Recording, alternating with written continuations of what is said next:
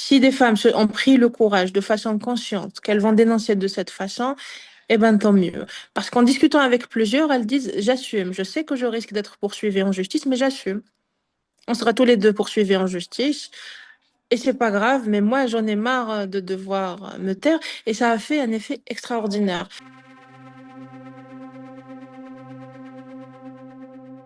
Moi, je m'appelle Amal Haddad, je suis militante féministe et je suis membre d'une fondation qui s'appelle la Fondation du journal féministe algérien. Bon, c'est une fondation, c'est seulement parce que la loi algérienne permet plus facilement de créer des fondations sans fonds que des associations. Donc voilà, nous sommes un groupe intersectionnel et décolonial féministe. Je tiens à le préciser parce que pour moi aujourd'hui, il y a une fracture énorme dans les féminismes du monde et faut préciser de quel féminisme on se revendique. Voilà.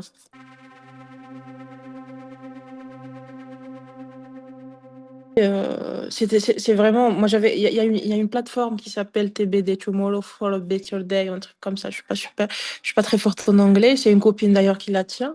Lina, depuis des années, depuis quelques années, elle fait une campagne qui dit Ifdahou al-mutaharrij. C'est une sorte de balancer les harceleurs, dénoncer les harceleurs.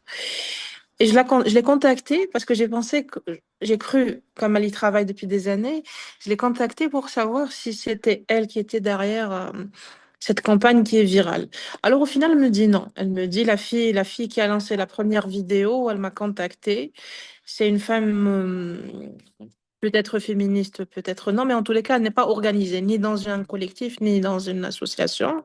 Elle se fait harceler et sur le coup, elle dit je vais dénoncer parce que tout le monde m'a mal regardé, tout le monde m'a. C'est-à-dire, elle décide de dénoncer et de lancer. Euh, j'ai oublié comment. Le hashtag, c'est.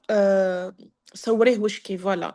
Prends une vidéo, prends une preuve et dépose plainte. La compagne, c'est ce qu'elle dit. Elle lance la vidéo sur TikTok, elle se réveille, elle trouve que ça a été relayé d'une façon, ça a été viral. Ça a été viral et beaucoup commencent à le faire. Et moi, j'ai trouvé que c'était extraordinaire. Après, il y a eu un débat chez les féministes. On a beaucoup débattu sur le truc, droit à la vie privée, est-ce que c'est normal, c'est pas normal. Moi, je pense qu'on n'a tellement pas le rapport de force que ce n'est pas grave. Pour le moment, nous, par exemple, on est dénoncés, nos vies publiques sont très souvent dénoncées juste parce qu'on a une position politique ou une idéologie qu'on essaye de défendre. Si des femmes ont pris le courage de façon consciente qu'elles vont dénoncer de cette façon, eh ben tant mieux. Parce qu'en discutant avec plusieurs, elles disent, j'assume, je sais que je risque d'être poursuivie en justice, mais j'assume.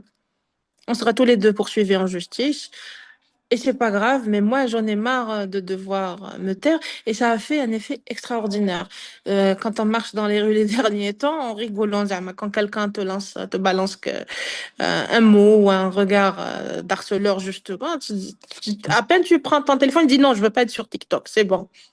Là, chez moi. Je trouve ça extraordinaire. Et moi, je suis convaincue que les grands changements significatifs, elles viennent des masses. Elles viennent pas des quelques figures militantes qui apparaissent tout le temps. Le fait que ce soit arrivé de façon spontanée comme ça et que ça déjà, ça révèle qu'il y a une réalité. Les féministes ne sont pas en train d'importer et d'inventer une problématique. Parce que beaucoup, à chaque fois qu'on parle de violence et de harcèlement, non, vous importez des priorités qui n'existent pas chez nous.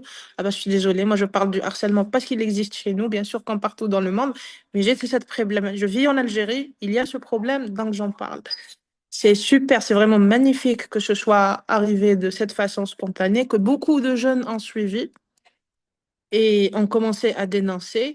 Moi, je pense que, parce que moi, je suis quelqu'un qui est convaincu que on peut pas travailler que sur les lois. Je ne crois pas au féminisme institutionnel qui ne veut que faire des choses comme ça. Il faut travailler aussi sur les pratiques sociales et les mentalités.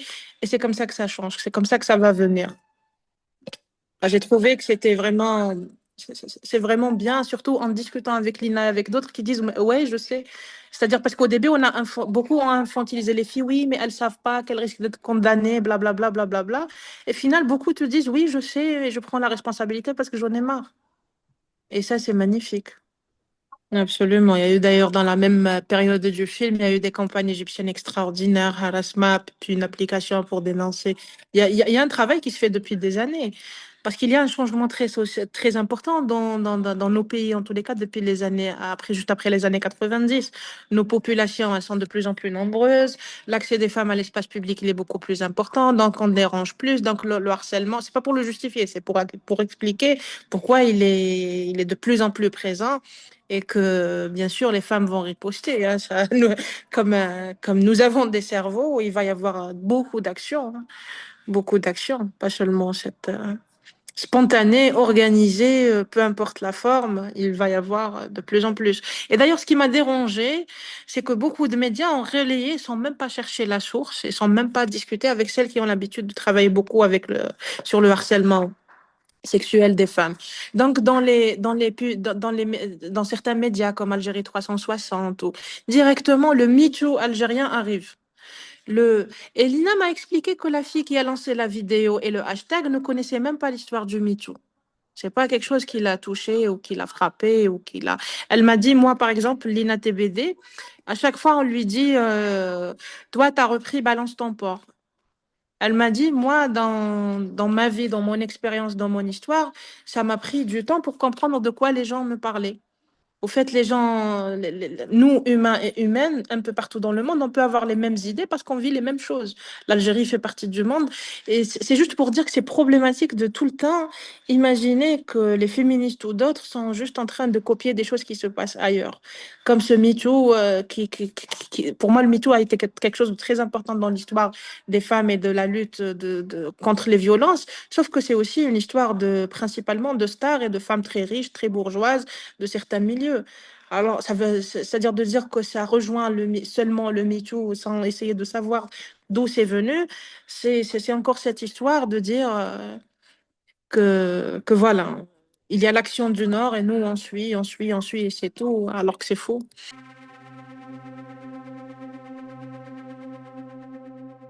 D'ailleurs, après le Hirak, c'est pas tous les mouvements organisés qui sont sortis avec des acquis.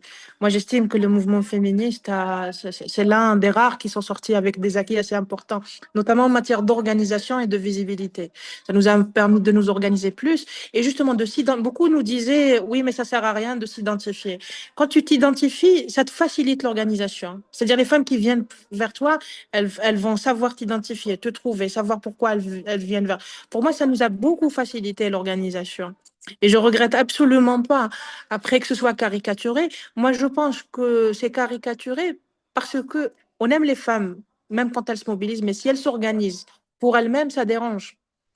C'est-à-dire les mêmes qui s'arrêtaient, qui adoraient nous voir un grand groupe de femmes. Dès qu'on parlait de droits des femmes, la réaction changeait, comme partout d'ailleurs dans le monde.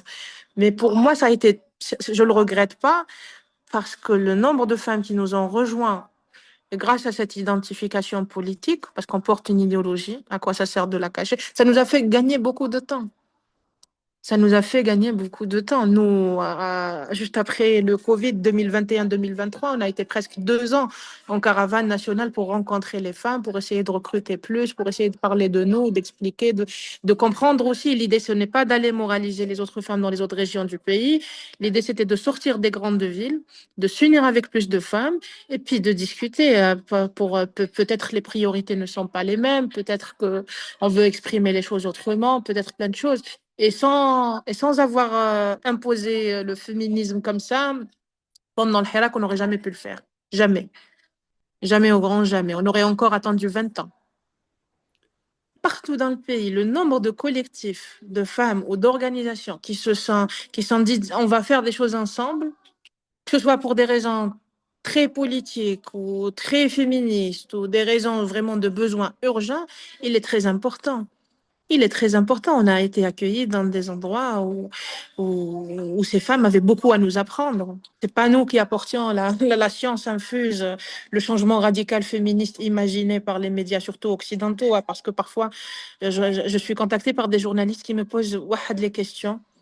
C'est-à-dire, je me dis que finalement, c'est pas que les nôtres qui savent pas qu'est-ce que le féminisme.